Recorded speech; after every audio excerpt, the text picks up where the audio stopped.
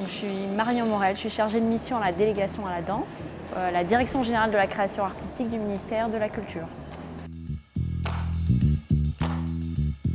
Alors c'est la deuxième fois puisqu'on a aussi suivi les rencontres nationales danse de Besançon il y a 2 ans. Et c'est un partenariat dans la durée entre la Fédération Ravivant et Département et la DGCA. Oui, cette notion de format collaboratif, elle fait vraiment écho à des enjeux actuels.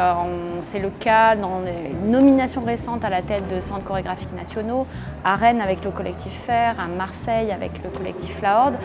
Et c'est en fait le résultat d'une impulsion en fait, du ministère dans la rédaction même de l'appel à candidature est encouragée la dimension d'expérimentation, y compris au niveau de la gouvernance, au niveau de l'intégralité des missions en fait, des structures qui sont à repenser, à expérimenter.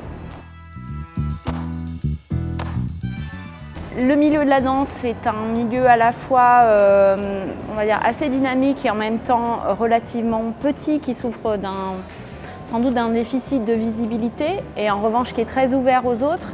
Et il est souvent, j'ai remarqué qu'il y a souvent des expérimentations qui sont faites dans ce champ-là, qui sont reprises éventuellement par d'autres.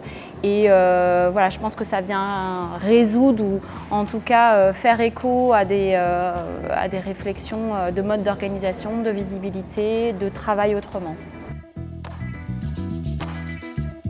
Alors moi je suis en plein dedans parce que je suis dans l'atelier sur les outils de médiation et on est sur un format sur 3 demi-journées avec des expériences et des profils très divers.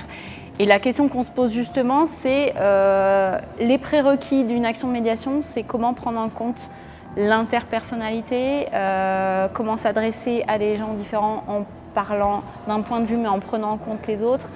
Et derrière ça, prendre en compte aussi les savoirs ou plutôt les expériences corporelles différentes des uns et des autres. Donc le corps de l'un, le corps des autres, je pense que ça fait tout à fait écho à nos sujets.